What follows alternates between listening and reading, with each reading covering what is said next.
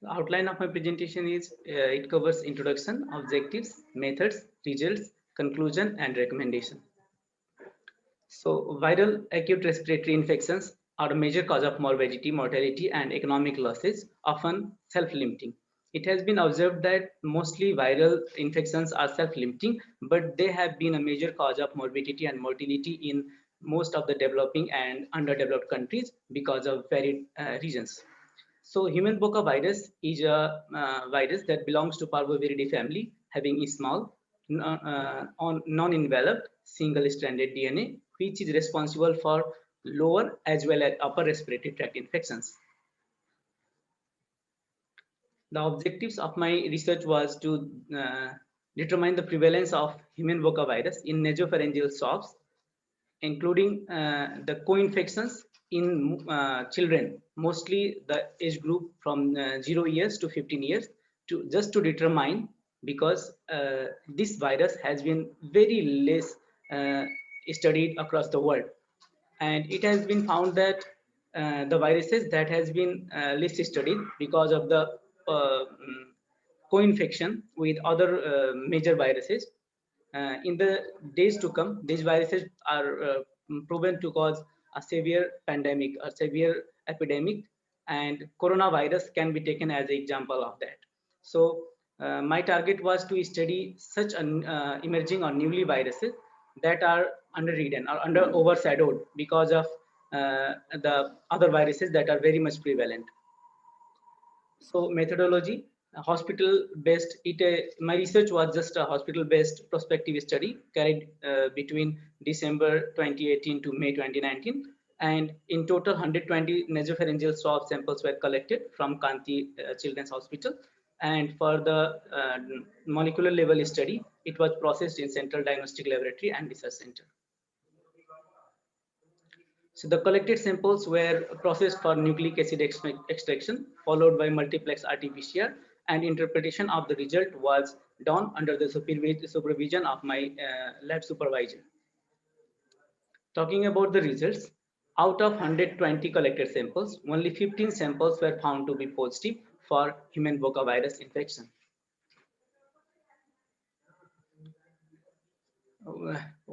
Distribution of viral samples according to sex of patients.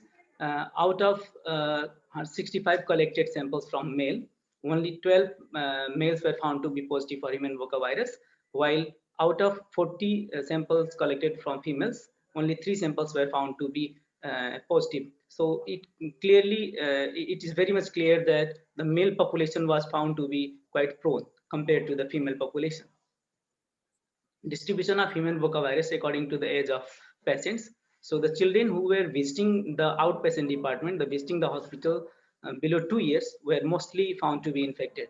And out of 15 samples, 12 samples were found to be positive.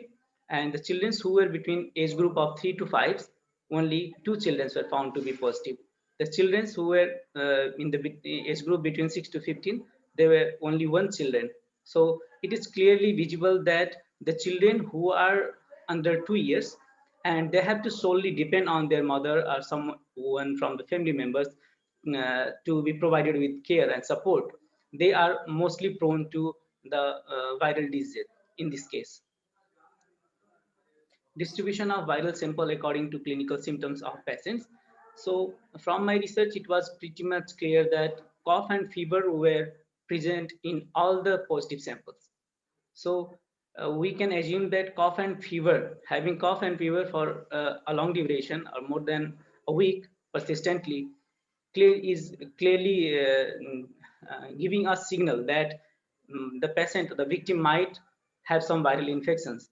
So if we are having if we are having fever and cough for a longer duration, it's an essence to visit the hospital and have a medical checkup.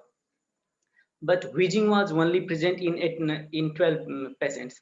So wheezing does not mean that it's a symptom of human Boca virus, but covering the 80% of the positive cases, it is a sign. So if we are having cough, fever, and wheezing persistently for a longer duration, it's an alarming stage. We need to go and monitor our health status. So seasonal distribution of the patients. So the highest number of cases were found to be positive in March, and the sample collected was also highest in the month of March, because the month of March is a transition from winter to summer, and it is clearly visible that during the seasonal change, during the variation of the seasons, the children are mostly prone to respiratory tract infections because of the environmental changes and the temperature change that occurs naturally in the environment, and children are susceptible to adopt in that situation, and they have to suffer a lot. Distribution of human Boca virus cases according to the origin of the patients. So 90 samples were, sorry, only one sample was found to be positive from in department, and altogether 10 samples were collected from in patients, the patients who were admitted in the hospital to take care to get medication. But the highest number of cases were found to be in outpatient department. So out of 110 samples, 14 were found to be positive, because we targeted the outpatient departments because it was easier for us to reach them and collect the samples under the supervision of the medical doctors. So it is pretty clear that the patients who are visiting hospital for the sake of treatment on regular basis, day-to-day basis, they are very much prone to the viral infections leading to upper respiratory tract and lower respiratory tract infections. Co-infection of human Boca virus with other respiratory viruses. So the co-infection was also studied in my research work, and it was found to be 13.33% in parainfluenza virus and 33.33% in respiratory syncytial virus.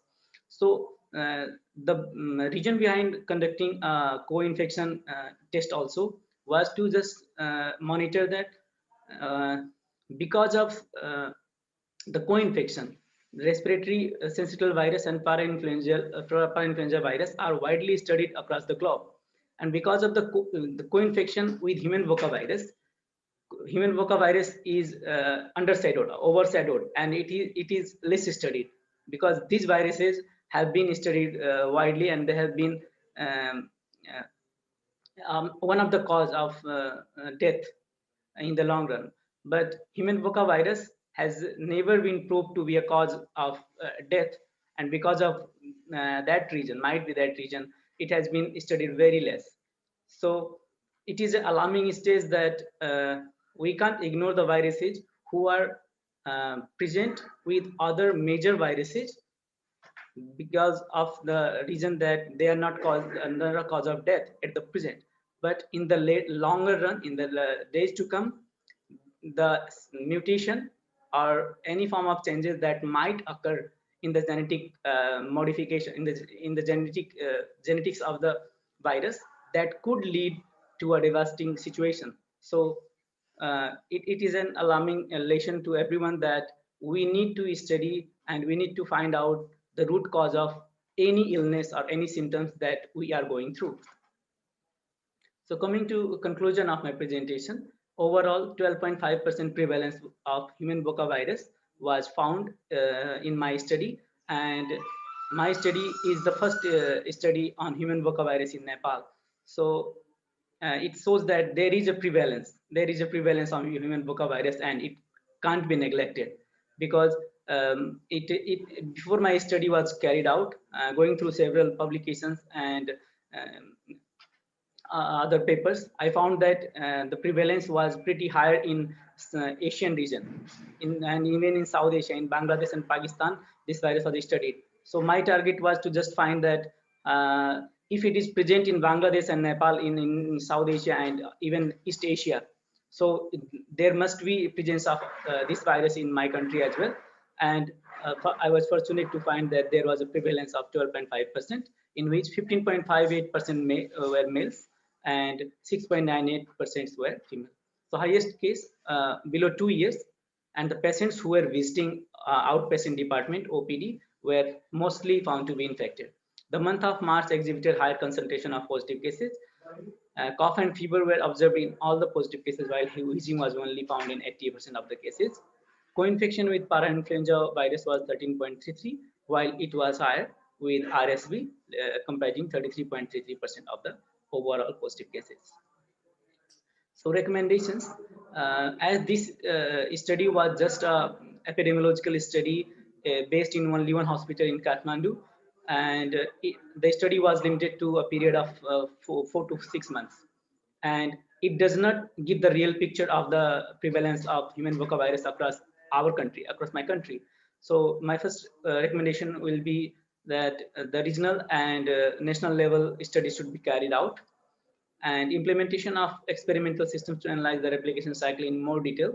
And we need to go through the genetic variations of all the genotypes that are existing at the present, human Voca virus 2, human Voca virus 3, human Voca virus 4 as well, in order to get the clear picture of the virus and its infection mechanism.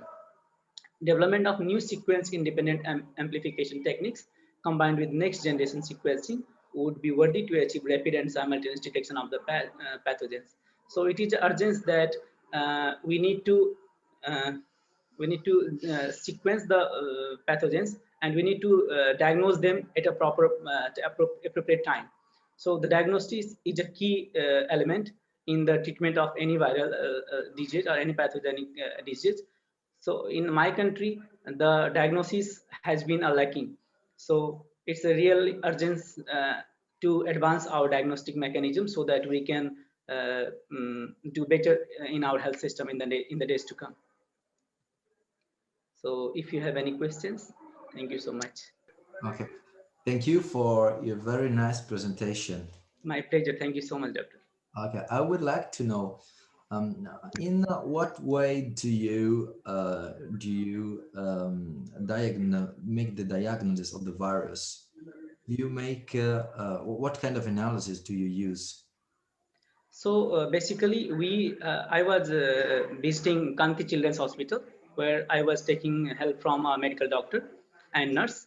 So if the patients who are coming for any sort of respiratory illness, after the regular checkup, the doctor suggests me to take the sample. So under his supervision, we take the nasopharyngeal swab sample and we take it to the lab to run the RT-PCR.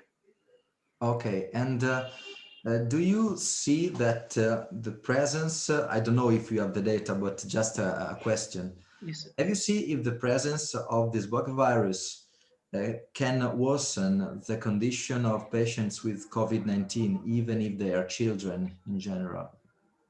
It was found that when the patients revisit the hospital for routine checkup, after 1 week, they reported that there has been positive changes, because immediately the medical doctors, they provide antibiotics and other medications, and it has proven that going through medication for a week, and the the level of viral load has decreased, and because of that they feel better. Okay, thank you very much. Thank Is what was asked. How do you diagnose? Okay, and then he has answered that. In the presentation of the one that are positive happens to be children below 2 years. Those people that have that has to depend on adults to take care of them, right? Yeah. Okay. Now, how do we explain that? Okay, it could be airborne. Is the virus airborne? How do they really get it? Is there a way we know, a pathway we know that these children get it? And if yes, how is it that it's not really high? How is it not transmissible to the caregivers? It has been Is it that the adults have something, probably a receptor for this virus, or what? Thank you so much for your question, and I would like to say that we didn't go in detail, and we didn't work on the receptors of the virus for the infection mechanism. But what I would say that while growing up in the environment, we are so much adopted with so many virus and bacteria that our body has already generated antibodies in response to those pathogens. but the children who are below 2 years, they lack antibodies, and their their immunomechanism has not been so much well developed. That might be the reason, because they are mostly infected. As per my knowledge, so it's the immunological mechanism that prevents the adults from the transmission, and we are not so much susceptible to human VOCA virus. But the children whose immune mechanism is not well developed, they are very much prone, and they even get infected very soon. So I would say that it's immune mechanism, basically. Did I answer your question? It's the immune mechanism, as per my knowledge. Yes, you answered the question. Thank you. Thank you so much. Thank you so much.